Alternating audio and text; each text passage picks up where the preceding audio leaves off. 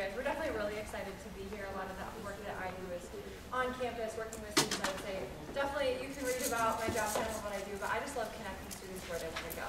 That's not always with us, but just like Mitch referenced earlier, having a recruiting network, it's incredibly valuable to make those connections and just have people in your corner that can help you, figure out what's in your career path and what your passion's really about. Because that's where work comes alive for you. So I'm definitely excited about that. I started with Northwestern Mutual in 2010 as a campus recruiter, so mainly worked with our Cedar Rapids, Iowa City offices.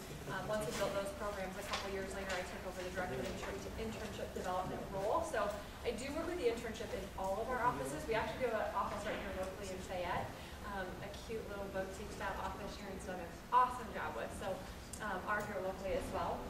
Outside of that, I love to travel. We have a place at the Ozarks. I CrossFit, I teach cycling, so I came from that this morning. So sometimes I talk a little fast or that sort of thing. It adds energy to the day, that's for sure. So I know we've got a lot of topics to cover here. I'm sure you guys are on the job search. What are some of your career aspirations? What are the things you guys are looking to get into, or what are some of the things you're studying? What's that? Okay. What's your dream job in that? What's exactly what you want to do? I want to be a curator, and I really want to be a consultant. Okay. Great. Very good. What else? Healthcare? Okay. Good. Anybody else? What are you studying? We got to be here studying something, right? Financial management? Good. So everything this morning was very helpful for you, right? Good. I'm going to send some sheets around for you. There should be pretty close to enough for everyone. Otherwise, we can share with the people around you as well. This is just kind of the one-page takeaway. We'll start by talking about resumes here. Who's already started the interview process? Or some of you already interviewing? What's our experience been up until this point of the interview situation, putting together a resume, that sort of thing? Anybody in the interview process anywhere? Right now? No? Not quite there yet? How many of you have already put together a resume? Good? Do we feel really good about it? Strong? Still have some questions? Questions? Good. Make sure today, jump in and ask them. Don't wait till the end.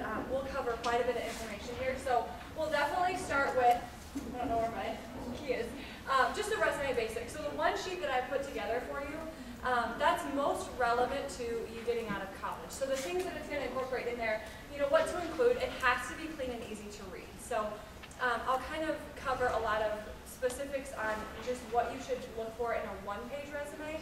Most employers, you've got 60 to 90 seconds to communicate what you want to communicate in your resume, and then you're in the in pile or the out pile. So this just really helps you identify what should be on there.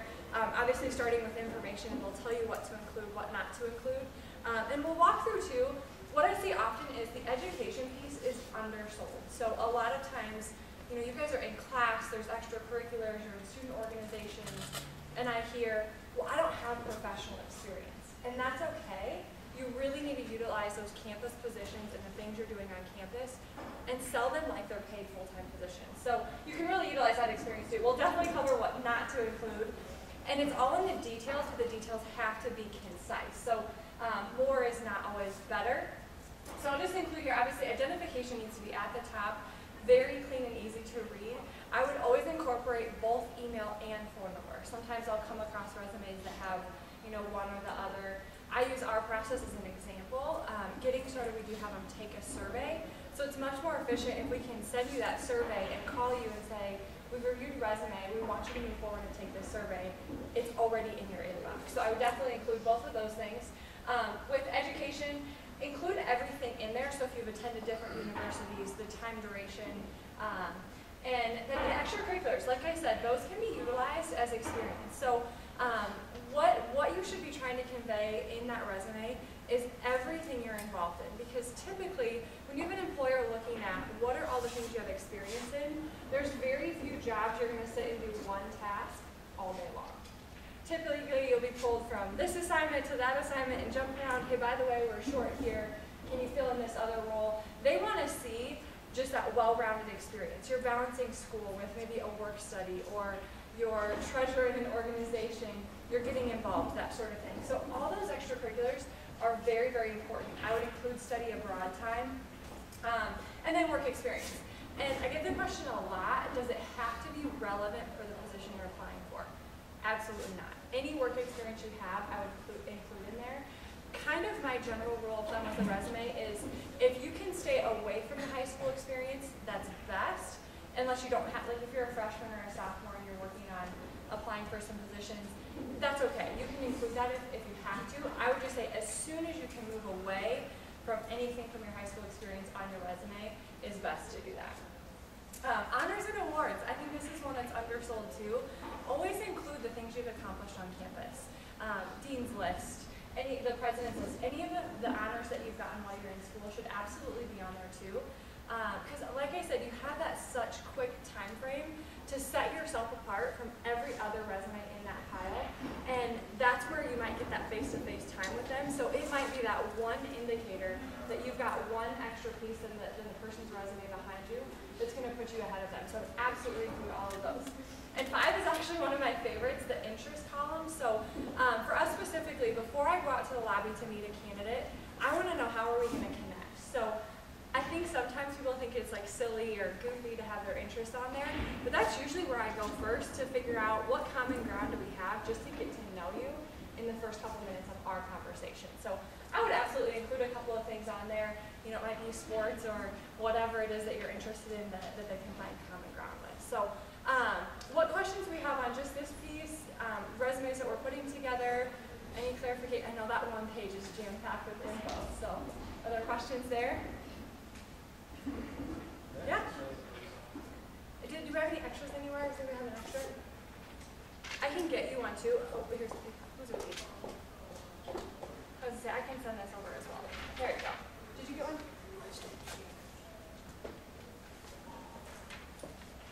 There you go. Good question. Yeah. Yeah, there was one more. Oh, here's some of the extras. Is anybody else missing one? There you go. Any questions about what we should have in there or not have in there? Is that helpful? Yes. Right, good. So I would say with this format, one page. What I would not include in this one page is references. What I always recommend is you can put references upon request at the bottom. That's going to save you a ton of time. And that way if they need it, you can send it as an additional attachment. Another good suggestion I have is I would have multiple copies of your resume. So especially when you guys go to the time of career fairs, I'm always really impressed when a student comes to our career fair booth and their resume is addressed in the subject line, or if you have something in there, it's addressed directly to either our organization. You're probably not going to know who's working the career fair, so just it can be, you know, seeking an internship at Northwestern Mutual, or it just shows that you put a little bit extra time in that. So you could save one with your references and one without. But I would say typically you don't really need to include them anymore unless they're requesting it because it takes up space on the resume. Yeah, good question. What else? Well, you guys stay away from the high school stuff. What about awards you got? I would say in the general rule from there, like I said, I would include if it's important to you or if it's something that's really an indicator of something you're passionate about. Like if you've got an award in high school that's very relevant, either you're really proud of it, or if that experience is carried over into your college experience, that maybe you're still seeing those traits or strengths or skills that you developed in that, you know, that time frame, then you could definitely put them. And that's another good one on your resume. It should convey what you're passionate about. So if there's something that you're really interested in pursuing or you're really proud of, those are points to sell yourself in an interview. So absolutely include those too. What else? Anything there? Well, I've got a couple of examples for you too, so we'll kind of go through a little bit more specific. So on education, obviously city and state of school, so they can identify where you're from. I get the question a lot, should I include GPA or not? I'll tell you our general rule of thumb. We don't require to know it before making a hire, so in my experience, if you're really proud of it and you're, you know, 4.0 straight A student and you want to include it, absolutely do it. I would use the other rule of thumb though. If it's below a 3.0, I would leave it off unless you're asking for it, because it may make a difference in the decision at that point. So that's just what I would use. Now some employers will require it to be on there regardless. So it's kind of a general rule. How about that? Yeah, and again, it would probably be pretty industry specific. So if you're in a very specialized industry that they're going to want to know what your GPA is in those courses, then absolutely include it. But you definitely want your major in with your school, regardless of GPA. Always include your major on your resume. But yeah, when it gets into GPA, I would be a little bit cautious there. So, campus involvements, like I said, a really big one there is any positions you're holding. Because those show your leadership experiences, those show you managing a team. That's a very relevant experience for getting into the working world. So definitely include any positions you hold on campus. If, like I said, if you're doing a work study or those sorts of things are very important. It just really conveys leadership. So obviously the extracurriculars, any awards, I'll come right back to you. So community service would be included in that too. I think that would be one that I can always connect to is the community service. We do a ton of work, most specifically with children's cancer research, but that's just a way for me to see if you're really passionate about serving the community. That's a talking point in that interview that we can connect on that level as well. And like I said, any study abroad programs, athletes, that's a big one to have on there too, because if you're not in all these other things, we can understand that's because being an athlete is a part-time job, and we get that fully. So have athletics on there so we can see where you're spending your time and that you're going above and beyond outside of classes. Yeah.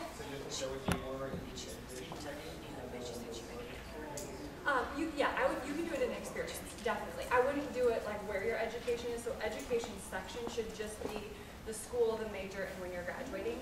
And then in your experience, you could do work study as a job experience. Yeah, absolutely.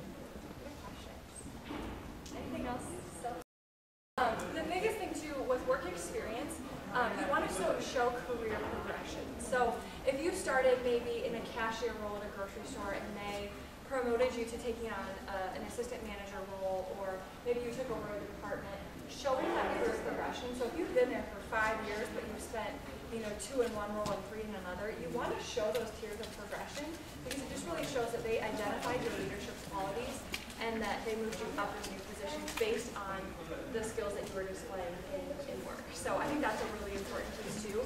If you hold different roles, instead of just putting, gosh, I've been here for 5 years, which is good to show loyalty, but I would definitely show the different tiers of that progression too in the employer. So, and then like I said, employment dates, listing each one separately is really important. So what not to include? I would just be really careful. Obviously, reasons for leaving a position. I would say you want to be very, very tactful in that. Again, if they're not, a lot of times on applications, it's going to ask you the reason for leaving. If not, it's just best practice. Don't include it and just ask you. And I would just be very tactful about including that. Rather it was a good experience or a bad experience in leaving an organization, you always want to cover that in a way that's positive and never putting another company or organization down. Even if you had a bad experience, you can find positives in it. So you want to be really careful about reasons for leaving. Anything, you should never need social security number on a resume. Obviously, that's very personal information. Don't need date of birth. The thing for us with liability, it's best if you don't include a photo. Nothing that we're going to get our hands tied with compliance, discrimination, that sort of thing. So it just needs to be the text that's going to convey your abilities and your strengths and why you're a good candidate for that job. So leaving off anything that's going to indicate age or those sorts of things is, like I said, pictures. Your resume is not a chance to be funny either, so if you've got a silly email address or something that's not professional, I would create a new one for your job search. We're going to get into a lot here about personal brand and building your personal brand. So if you have a silly email, I mean, it's definitely a big information. So, any questions there? I don't want to speed through it too fast. Yes.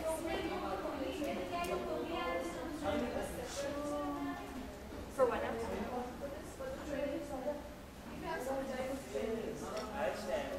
Yeah, I would put that in experience. So education should just be school, what you're studying, major, and major. Anything else can be in experience or your awards or honors. Does that help? Does somebody else have a question?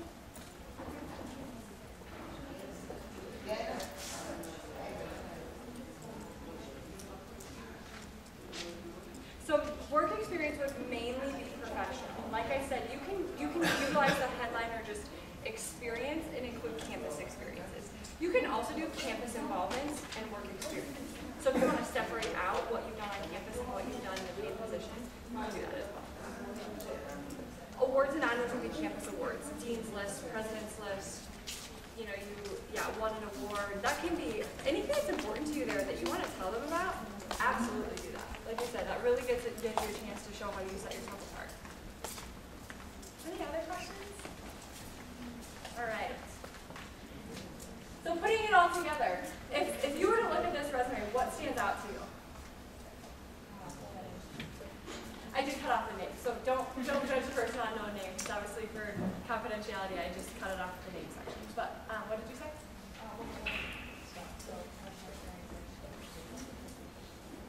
So she can see the bold headings. What you want to see is that your resume is consistent. So education, professional experience, leadership activities, it all follow the same format. It's very easy to figure out where the sections are, but what else do you notice here? How fast do you think you can read every single word on this page? Not in 60 seconds. So while the bullet points, I'll point that out in a second here, way too long, way too many words. So again, being concise. I can tell you from writing my own resume, it is hard to decide what do you want to include or what do you want to not include, because to us, every single line item we're connected to emotionally. We think that's a very important piece. I would keep the bullet points consistent too, so you can see where some have 3 bullets, some have 2, some have 1. You want to keep it consistent. So I would recommend anytime you're doing a bullet point, do either 2 for each or 3 for each, and just keeping it consistent. You do want to have it bulleted, but that's way too many words. So let's look at another example here. What about this one? What do we kind of notice there? Better on length or content, right? Maybe you can get through it a little bit quicker. What else stands out to you though? Italics, very hard to read. I would pick a generic basic font. Times New Roman, Arial, something very, very basic, because you also want to remember when you're sending that resume off, whether it's a PDF or you're emailing it, a lot of companies, we don't, but a lot of companies use an electronic system. So if it's a font that your computer recognizes and theirs doesn't, sometimes it doesn't even come through right. So I would pick a very, very basic font so that it's going to carry over. So yes, I recommend, I hate italics. I wouldn't use it ever on a resume. I think it's just hard to read. It's not clear. You can, if you want to change up the fonts, you can do that for different points, or using bold in certain places and not in others, but way too hard to read. Good. Very good. What about this one? Yeah, there's some typing errors. These are just screenshots, so obviously some spacing errors which you will get on a resume from different tabs and margins. But I kind of think this is an example of probably the best of the 3, right?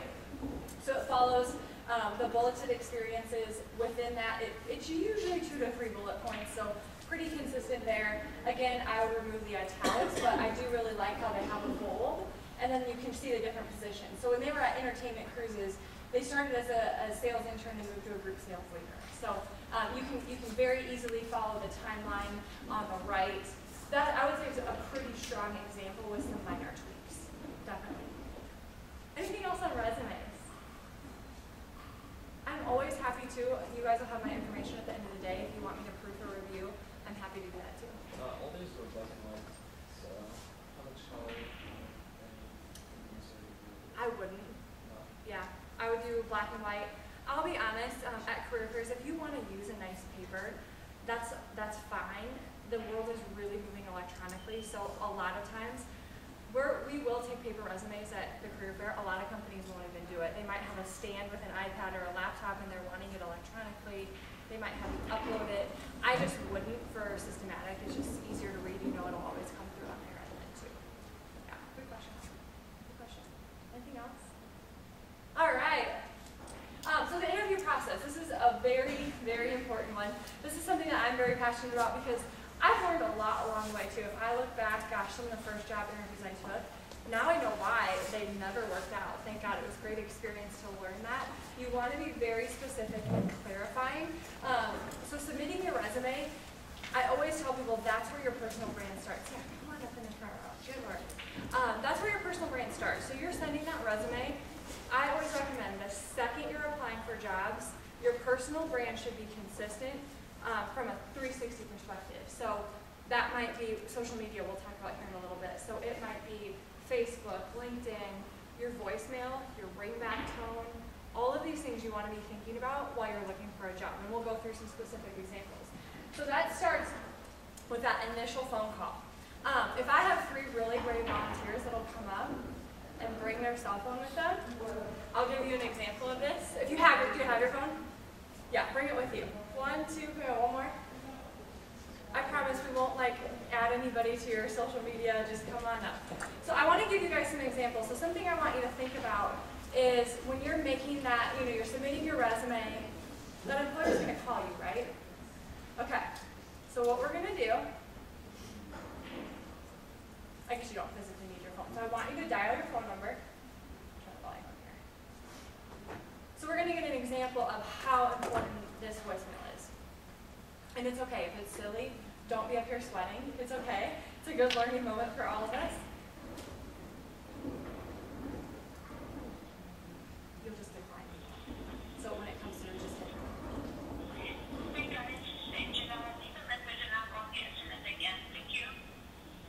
Good. That's not bad. It's very strong. What do we notice there? Name? Yep.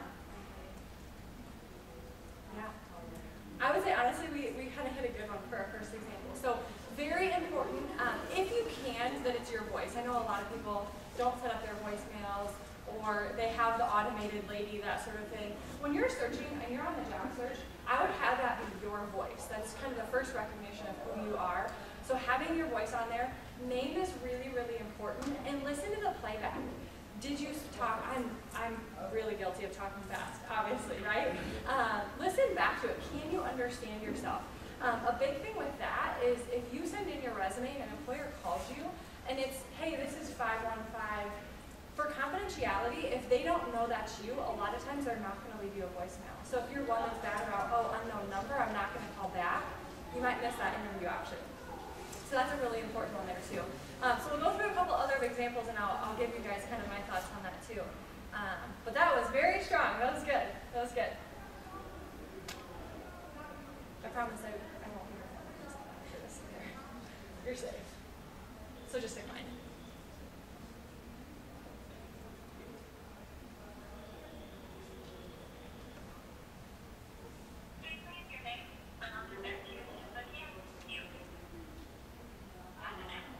Yeah. So again, here's why I do this example in front of groups. We don't think about what our voicemail says. I mean, I didn't until somebody pointed out to me as well. So her name wasn't on there. Leave a message. Now, if you want to change it after you land a job and you want it to be different, that's another story. But when you're on that job search, so for her again, not being able to identify, do we have the right name and number, that sort of thing. So, did you guys notice anything else there? It was pretty quick, so you just want to be careful too that because when they're listening to that number, if you are going to leave the phone number, just clear and easy to read. All right, one more.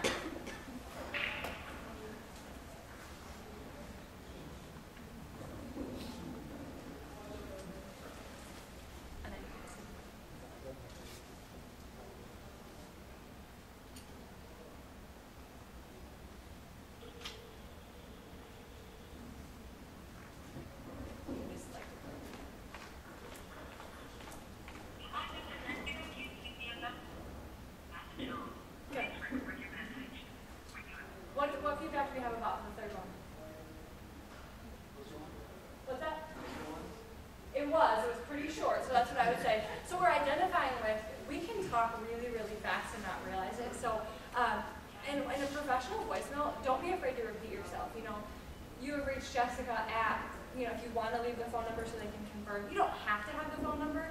I would definitely have one or the other, either confirm the phone number or have your name on there, because they have to confirm they have the right person. So they'll leave a message. Again, talking a lot. So you guys were great examples. I teach a professional course, and I do have a prize for all of you for helping out, and then you can take your seats. And I would, there you go. No problem. Thanks for helping. Yeah, you're welcome. Thank you. I have had a lot of playback songs, or one was a fun country song, but it just had a beer reference in it. And they're just things we don't think about. Maybe you had your phone line 3 or 4 years ago and just haven't went back to it. So it's really, really an important step to consider. And then even once you have a job, I would say I would keep it very clean and professional, because you might have coworkers calling your line, your boss is going to call your line. So I would be over the ringtone thing for a while. So now that you've got that initial phone call. The other thing that I would really recommend there is when you're on the job search, take the phone calls when you can. It's okay to let something go to voicemail. I've had students like answer at really appropriate times. People are yelling in the background. As an organization, we keep record of all of those phone calls, how we were treated on the phone. Again, it goes back to their personal brand. So I've had students answer the phone on spring break. I'm quite sure they probably don't remember us calling. So it's just things like that. We know everybody is human and lives life. Let it go to voicemail.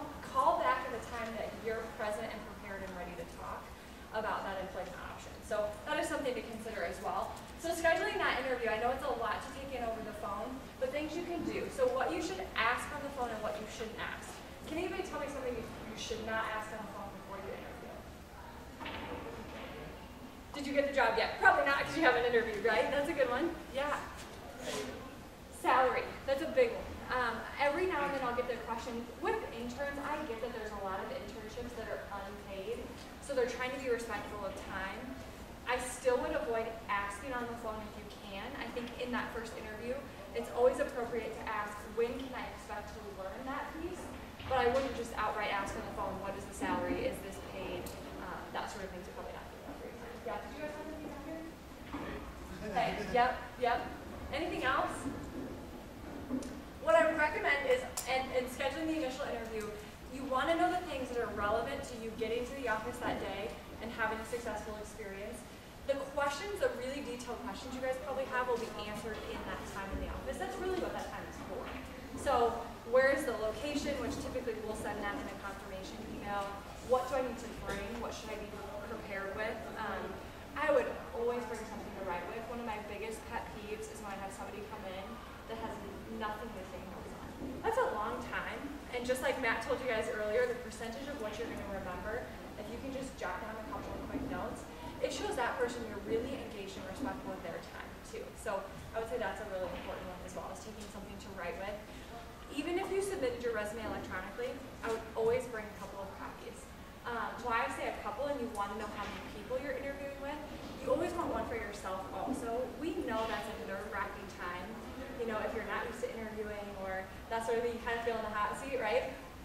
That'll eliminate you from kind of having those blank out moments where you can't remember what you were saying, or you always have something to refer back to when you're talking about your strengths or your experiences. Kind of serves as a cheat sheet for you too. So I would always have a couple of copies of your resume. So kind of covered what not to ask. I mean, certain things that just aren't relevant to you making the decision at that point. So preparation. If you guys had an interview tomorrow, what would you do to prepare? How would you prepare for it? Think of questions. That's a very strong one. So I would always come in with written questions. And I would make them more than, you can use tell me about a typical day. I think that's okay. Some of my favorite questions are, hey, I really observed this on the website. Can you tell me more about it? It shows me that they took time to do research. They went to our website. And there's a couple of points that they found really interesting. So I think that's a very strong question. I'll give you my all-time favorite question. Tell me, how did you get to Northwestern Mutual and why are you still here? I think it's a very, very powerful question to ask because nobody can fake passion. So something that I would say, I wish somebody would have told me in you guys' shoes, asking about culture. I didn't know what culture was before I started my job search, and it wasn't until I experienced a bad culture to go, I did not want to live like that. I hated Sunday nights. I didn't want to wake up on Monday mornings. And now it's just having such an exciting vision that I love coming to work. I love spending time with students and just helping them get where they want to go. So culture is a really important piece. And again, that's where it'll tell you why are people still in an organization as long as they've been, or what keeps them there. That'll let them tell you what their passion is, and that's where you'll really see what a culture of an organization is. So that's definitely a question I would come with. But definitely have some questions prepared. Because like in our interviews, we'll spend 15 or 20 minutes telling you about Northwestern Mutual. Maybe I covered the 3 questions you had. So sometimes I'll just ask students, even if I covered your questions, what were they? Because it shows just, again, your preparation and engagement in that. So anything else you would do to prepare, other than questions? Appearance. What's that? Appearance. Appearance? Yeah, definitely. Grooming. That's why I would ask, if you don't know what the dress code is of the environment, I always encourage safe is much more comfortable than sorry. I've had students come in inappropriately dressed, jeans, shorts, and we used to be located very close to campus near us. It's uncomfortable for them. It's uncomfortable for us to have somebody across the table that's uncomfortable. A lot of times if they're just too casual, we can't even conduct the interview because we have clients in the office and they're walking through and they don't know if that's an employee or not. So that's an important one is appearance. And so for us, it's business professional. You also don't want to go into a factory where you can wear jeans wearing a suit if that's just not the line of work that you're applying for to. So that's definitely an important one. Absolutely ask what you should wear and what's appropriate. They will appreciate you asking, that's for sure. Good one. What else? There's a big one here that we're missing. What's that?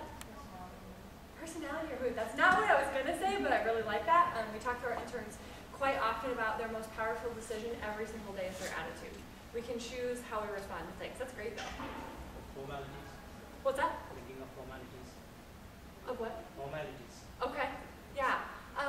What's another one? We're still missing a big one. Names. Names is a good one. So that is good. We've had that. Well, I have an interview. I don't know who it's with. The biggest one I would recommend is you have the job description so you can tailor your resume if you haven't already done that. My recommendation is to do that before you submit your resume at all. So you can usually look at the duties of a job or a job description and pick out a couple keywords you either see repeated or that are important in that job description and incorporate them somewhere in your resume. Why that's so important too is for all these automated systems companies are going to, it might have a computer that's screening your resumes for keywords that are going to put you in the in pile or the out pile. So having those really strong words from the job description is also very important. So another big one, the job search is so much easier for this generation that has the internet, Facebook, LinkedIn, all these social media tools. You guys can get an unbelievable amount of information. So utilize those things. I would be looking up the company's website. You can add me on LinkedIn before you come in for an interview. That way you can get to learn a little bit about me too. I think it's going to put you guys at ease. You know the name, you know the face, you know what some of my interests are, and then we're going to have, again, connected talking points. So really doing your research is very important in that piece. So upon arrival, obviously, I would always make this day as least amount of stressful as you can by just knowing where you're going. If you're unfamiliar with the location, if you're close enough, do a quick drive-by. You might not always have time for that. I would at least GPS it to give yourself a good time indicator. So for like last night when I was coming here today, I GPSed last night how long it was going to take me to get here and added some buffer time so I knew I had time. Because you might have an employer, you're going in, and it's a complex like this campus. You're not going to know which building to come in, what door is best, where do I park. So you want to iron out all of those things before that day so you're not caught off guard by some of those sorts of things and not prepared to really do your best impression. So I would absolutely do that. First impressions, we mentioned it earlier. Just be fully present. I would always, don't pass time with your cell phone. We always encourage, obviously, if you don't need to bring it, don't bring it. But it's really hard when somebody's out in the lobby and they're like playing on their phone and they have to put it in their pocket and they can't shake my hand, those kinds of things. So just be, I would say, read whatever materials in the office, especially if it's materials about that company. We have a screen playing in the lobby so you can capture some different facts and things like that. Those are great talking points. During, the nonverbal communications are huge. So I know you guys hear about them already, the eye contact, being engaged, asking questions, giving follow-up. It's really painful when somebody seems bored or like they're there because they have to be. You want to treat any interview like it's your top choice of a career. Being respectful, again, of their time. My recommendation there is I would have looked at Northwestern Mutual and went, you know what, I don't want to be in financial services, but I was referred into the recruiting and HR arena, not knowing how good of a match it would be. So companies are so big, I wouldn't rule out any option because there's so many different departments behind that name that there can be a lot of opportunities you might be a better fit for than just what the company does at a high level. So closing, having questions, like I said, we covered that. It's a very, very important piece. Having prepared questions, follow-up. I would say this is one of the most frustrating ones as an employer, so I would always know before you leave that interview, what are the next steps, what do you expect from me next, and what can I expect going forward. I think it's common courtesy for both, so you want to be very, very clear, are they expecting something out of you? And I'll give you our example. And you want to be also very clear, What can you expect out of them? So if you need an answer by an X date, or you're interviewing at a couple of different places and maybe you're kind of trying to finagle that, which we know happens, that's okay.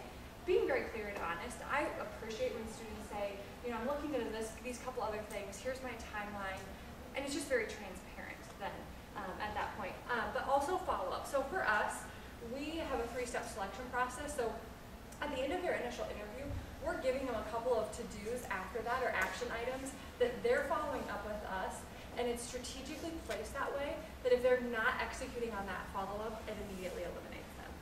So being very clear, it blows my mind the number of students that don't write that down, and then again, they're not following up, and that's just an easy step for us to decipher in the candidates that we're looking at. What other one about follow-up have we not talked about yet? So, Yep, a callback or a thank you. Huge. I know you guys hear it from professors, for services, all these different departments, but I can stand here and tell you, I've been in recruiting for 5 years. I keep every thank you note, every follow-up, whether it's an email or handwritten, and in 5 years, no lie, the staff is like this. We interview hundreds of students a year. I would even be following up after career fairs. Because as we get into personal branding, the more I see your name come across my desk, my email, my caller ID, whatever it is, that's just promoting and increasing your brand of your name, so essentially your personal brand. So follow-up is crucial. Again, I'm not picky on if it's email, if it's a handwritten note, that sort of thing. Whatever is going to get it done on your end, you want to do it within 2 or 3 business days too. Maximum of a week. If you wait more than a week, it's too late. Best case scenario, I would drop it in the mail the day that you leave there, and it gets to them in a couple of days. Very, very important. So second interview and beyond, that's where it's going to get a lot different for the different employers that you're looking at. For us, like I said, it's a 3-step process, so you always want to be prepared and know you're executing on the things they ask. What step is next? What's the timeline? Like I said, we're doing assignments and assessments, so making sure you thoroughly read the emails and you have all those things completed. So what are questions on the selection process, interviewing? Anything there? Has anybody interviewed, I mean, obviously, who's working while they're in school? I mean, Josh. So you've obviously interviewed. Was it a good experience? It was a lot simpler than when I was taught. Yeah, and that's a great example. Some of those first positions, it's a lot simpler than when you go into interview for what's going to be your career. It's probably going to be a much larger process. Yeah, definitely. Good. All right. So behavioral-based interviews. This is another really important one. We use a few of them. Now, some employers you're going to run into are going to have a lot of behavioral-based. Has anyone had experience with behavioral-based yet? Tell me about a time when. Give me an example of. You have. Well, how did it go for you? Did it catch you off guard, or did you feel prepared for it? Prepared for it. Okay. Good. I saw a couple other hands. All right, maybe could have used a little polishing. Okay. Well, who's over here? Okay. So those are going to be, and I do have an example of it. So what we're looking for in behavioral based, it's using your past experiences to give reflection on what we can expect in the future. So not going, I know I can be the best salesperson, or I know I'm the best candidate, but really reflecting back on a strength of mine is time management because of this example where I did X, Y, Z to organize myself, and here was the result. So I'm going to give you an example here of how to do that.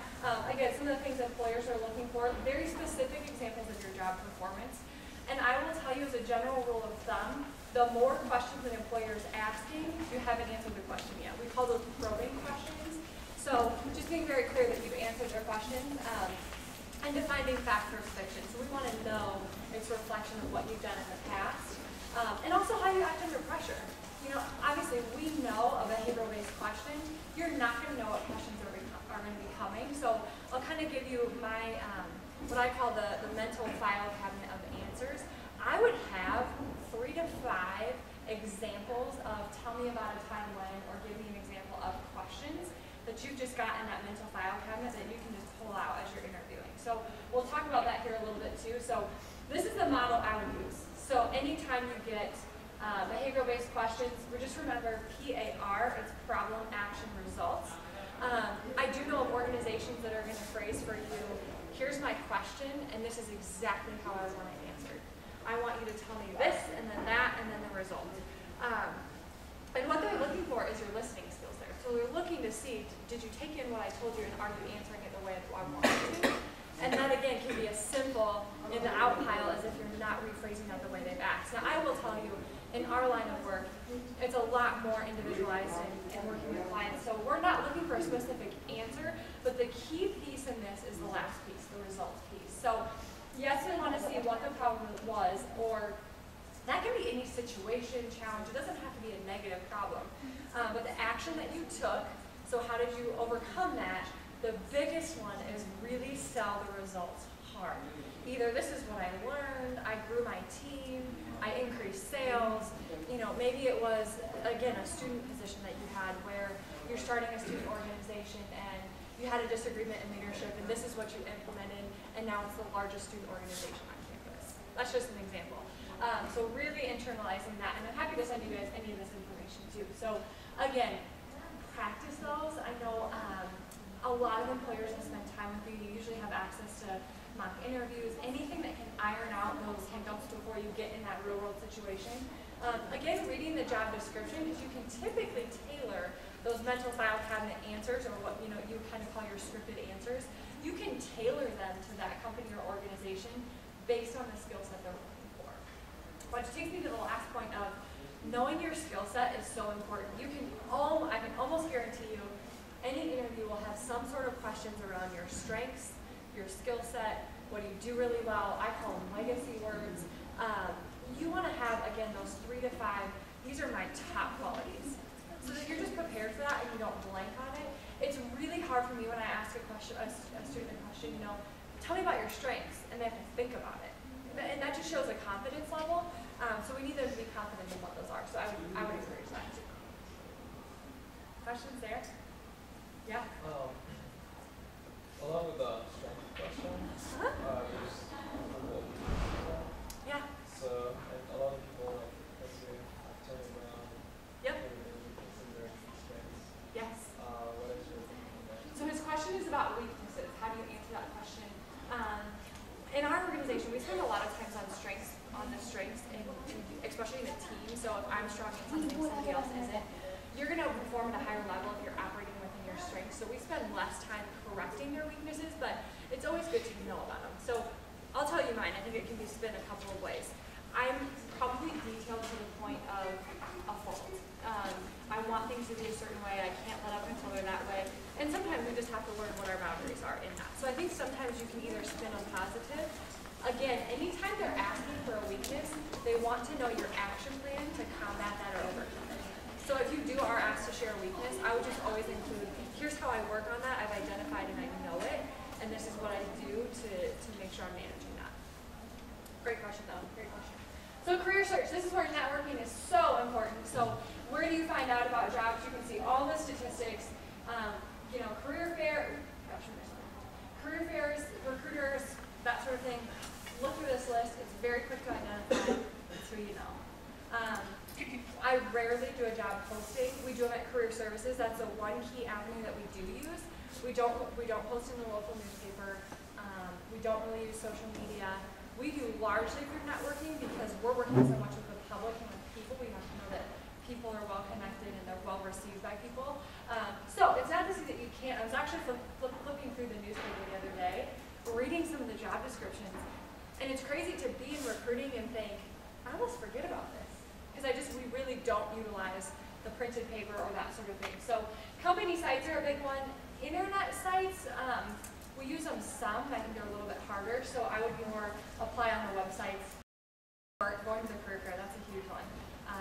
Networking with people. When people come into on campus like this, getting to know them. How do you follow up? We're going to talk about social media here, which I know is a hot button on campus anymore. So that's a big one. But it just shows you how people are finding their jobs and just who you know is largely the biggest one. So,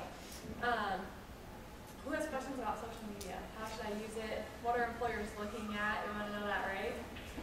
So we're going to talk a lot about the social media piece here today too. So this is a big one as well. Is there any questions before we move into social media? I don't want to miss anything on either behavioral based or networking. All right. well, obviously almost, I bet everyone in this room is on some sort of social media, right? Who has Facebook? So everyone with their hands down doesn't have Facebook right now? I'm sure that's not true. I'm not going to check it, I promise. It's okay if you do. And honestly, I would have it. It's a great networking tool. It's a great way to stay in touch with people that you've lost touch with. When I'm filling a position, I'll put it on, if it's like on my team directly, I'll put it on social media. That's a great networking avenue for you. So the biggest thing with this is you want it to be consistent. So again, we're going to go back to personal brand. When I see your name come across my inbox or my voicemail, or I'm getting a LinkedIn request from you, you want that all to reflect a common theme. So you'll notice here, the pictures that I have, these are actually professional pictures, so they're from our annual meeting, but I would just be very, very mindful of, even if we can only see your profile picture, what is that profile picture? So I'll tell you, for us, I don't search people's Facebook. I'm not looking you up on social media. For us, it's a compliance issue. Again, it gets into some legalities that we just don't want to walk that line, so I do not. However, I serve on a large amount of panels and things like that on campus where I've worked with employers that have rejected and pulled offers back by what they do have on Facebook. Generally, what you're going to find is smaller companies will do it. Larger companies that are interviewing large volumes, generally not. I would always play it safe. Really understand the settings of Facebook. Facebook often will change their settings so that you have to go in and change it again. So ask somebody from the outside to go and look at your profile that's not a friend, or maybe go in yourself from another company. Just know what that outward imagery is. So I always have somewhat of a professional picture. These are, like I said, they're from work. But just what you're posting on there. So the thing you can't control is what other people are posting. So I encourage my students to be really, really careful. We know they're in college. We want them to have a great time. That's all okay. I would be screening very closely what is the internet, because it's never fun. Especially if you're tagged in it or it's tied to your name. So for me personally, nobody can tag anything unless I approve it. That's what I recommend. I would just tell our students to be careful too. With phones anymore, and they're out on the weekends, or they're going to parties or whatever, and everybody's wants documentation of everything, I would just be very, very cautious with that, because it can definitely affect your job search. So, but as far as Facebook, I always encourage you to use it personally. Some people do create a separate Facebook page that's professional, especially a lot of entrepreneurs. They'll use Facebook and have a personal and a professional. I would pick one avenue or the other. So for me, I might make certain posts that I really like personally that kind of are like we do a Friday quote that Northwestern Mutual will do, and I'll repost it to Facebook. But I'm not sourcing candidates or that sort of thing on Facebook. It's very personal. So I would use LinkedIn professionally. So that's where we'll get into that. Is anybody on LinkedIn already? Good? Oh, quite a few of you. That's good. Or do you feel like you're actively using it? Probably not. This is my one takeaway, that if I were in your shoes and I was not on LinkedIn, I would have it by the end of today. This is a great tool where this is all about networking, finding jobs. I get job emails from LinkedIn every day. That's where I'm forwarding them out to people I know that are looking for things. I have a really good friend right now that's making a career change. I'll send her stuff all the time. Students I connect with on campus, maybe they're not looking at Northwestern Mutual, and I can send them things I get from LinkedIn. So very, very important though. There's a lot of things you can utilize. I'm happy to take questions after this too. With LinkedIn, again, you want a professional photo. Drives me crazy when I see people with LinkedIn photos that are not professional. They don't have to be professionally taken. Just a nice headshot. You can have anybody take that for you. So that it's just, again, professional, just like a resume. So the other key piece with LinkedIn, I should be able to take a copy of your resume and hold it up to LinkedIn, and it would be identical. So if any job changes happen or you update a resume, I would just update LinkedIn as you update your resume. So essentially, this is an electronic way to have your resume out there for anyone on LinkedIn that you're connected with to see and get updates. A great networking tool. It's unbelievable to see too. It'll tell you how many connections you have and how many people you're connected to through your connections. I've heard you're only 6 connections away from anybody you want to know, which is pretty powerful, right? So we can get introduced to the right people of Mr. Big, the company that we want to interview at, typically within 6 connections. So that's a very, very important one.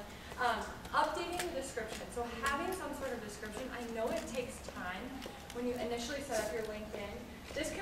very, very powerful tool. And I'll tell you my example. So when I set up LinkedIn, it was required by the home office, right?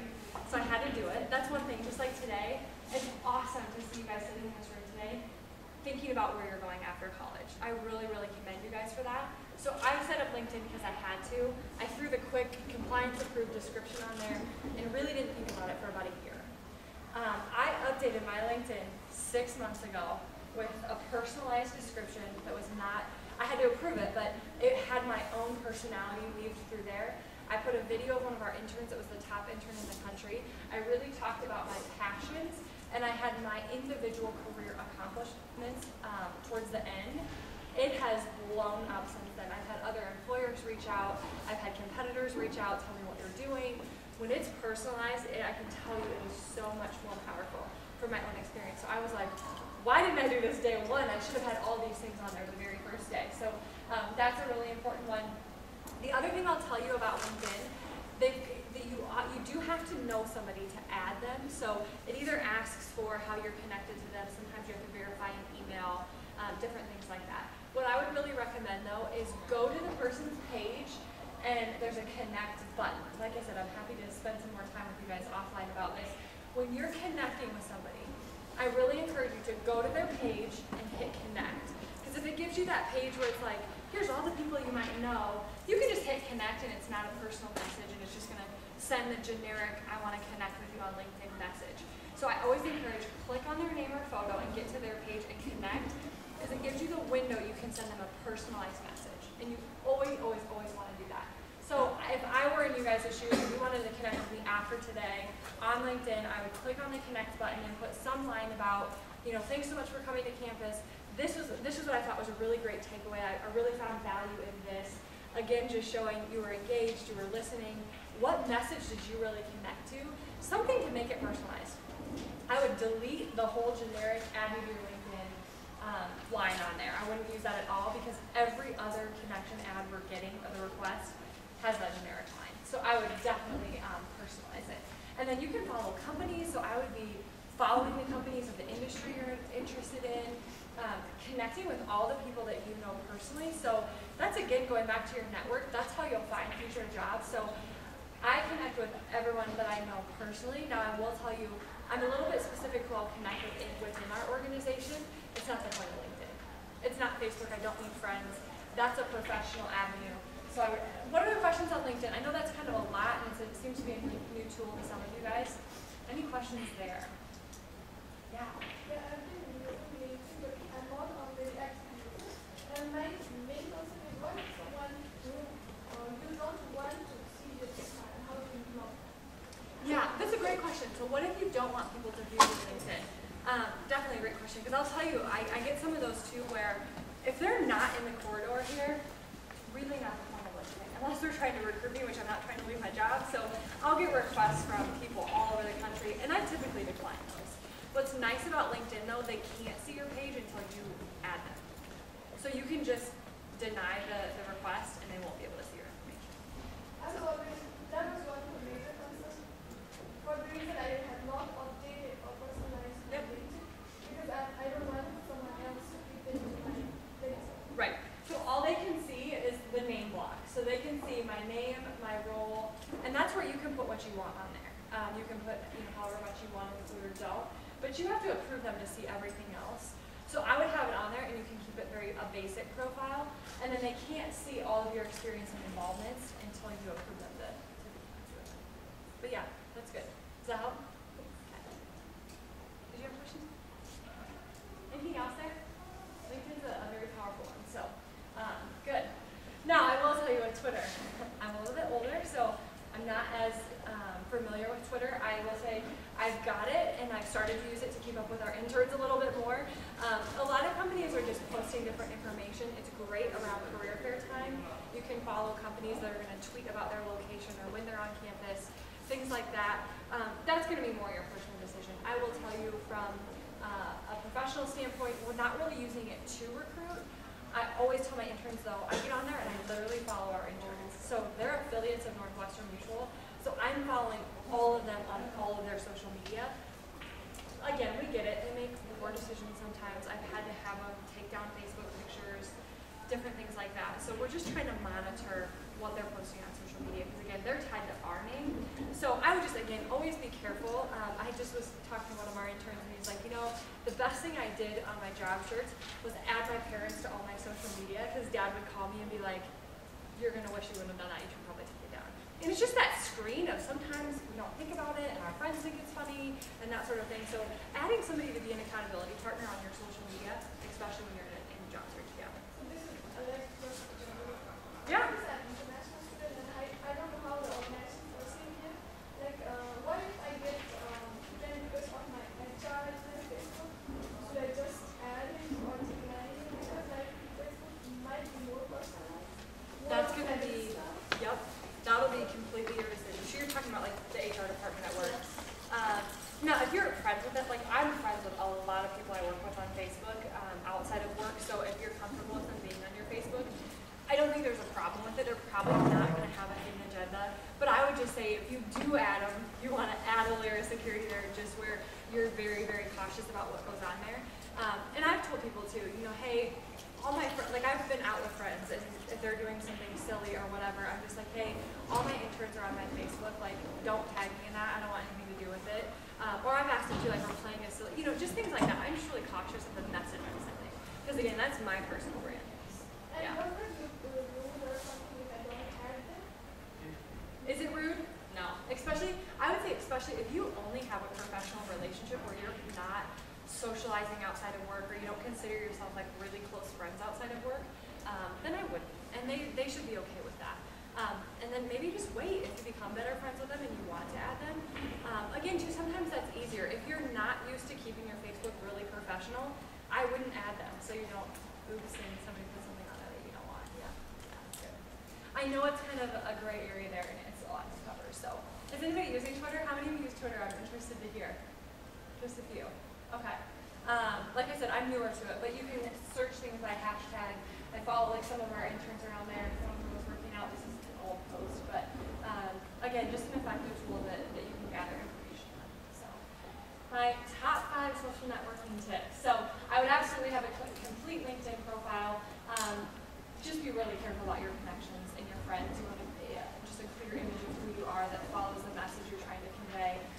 Join appropriate groups. Just don't overload. So, like I follow different recruiting networks. I follow Northwestern Mutual, but if it shows that you follow everything, it's just where are you dialed into. So I would just be careful to really follow the things you're passionate about in joining groups. So don't let your friends embarrass you too. I think we've covered that, but just be really, really careful about who you're allowing to post on your page, especially when you get into the job search.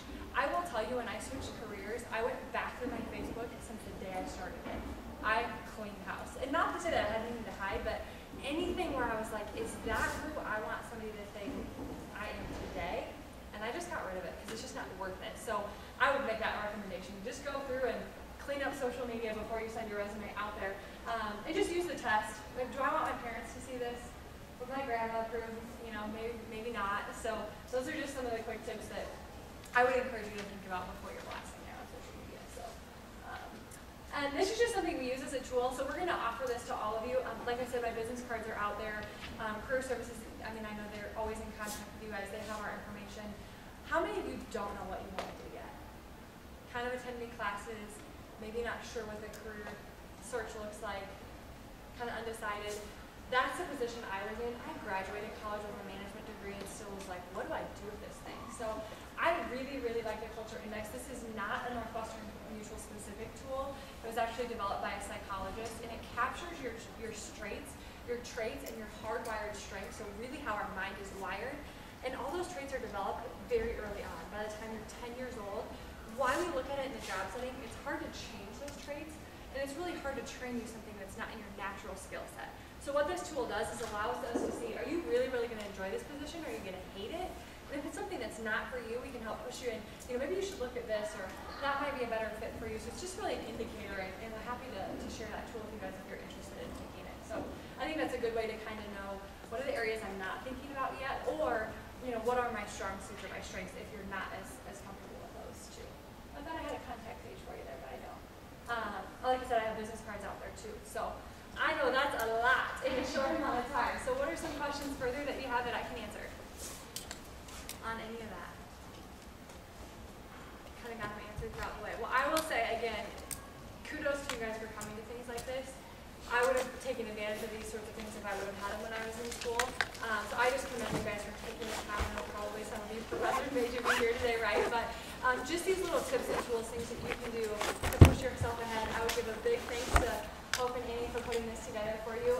It's just a great tool that you guys have this here on campus. So we're always happy to help. So thanks so much for coming today. Yeah. What about like people who make fake social media accounts? Make fake ones? I would delete that as fast as you can. What do you mean? If you're not controlling it. Yeah, they're not in control of it. I would ask them. I would just tell them. You know. What if you didn't know who it was though? Yeah, then that's going to be a hard one, but I would ask them to go up maybe. Well, who did it, so. Yeah. And sometimes you can contact them. Sometimes you can say, hey, this is an individual. You can contact Facebook or sometimes LinkedIn and ask them to take it down if it's somebody, and they can prove it to you not. They can do that. I would definitely recommend that. Yeah. Anything else? Awesome job today. Thanks so much for coming in.